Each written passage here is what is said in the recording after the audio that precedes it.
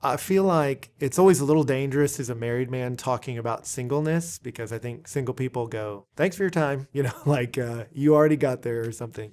But I will say this, I got married a little later and I wanted to be married, but I loved my singleness. And that's not taking anything away from my wife. That's to say, I embrace God gives us different seasons. And in 1 Corinthians 7, God is pretty clear about it through Paul that God will give you the gift of a season of singleness. And he says it to secure an undistracted devotion to the Lord. That it's a gift he's given you, that you can be minimal distractions in your way, and it's to secure a devotion to the Lord. And so that's what I would encourage people who are single. Would that describe your single experience? Is your single experience a devotion to the Lord, that you're taking all that free time you have and free space?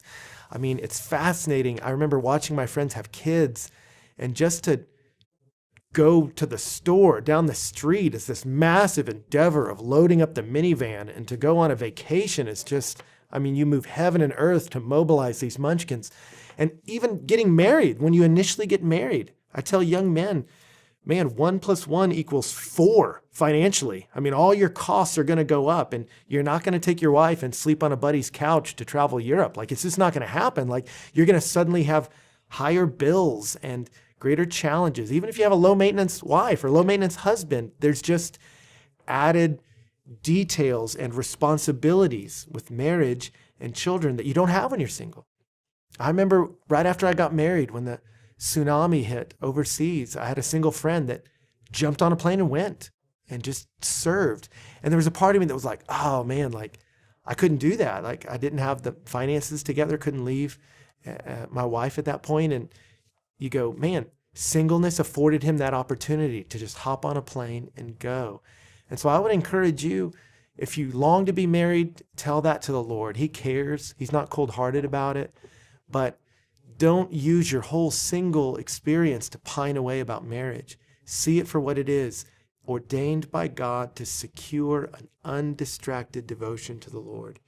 And so take that time and dive deep into his word. I fell in love with God in those single years.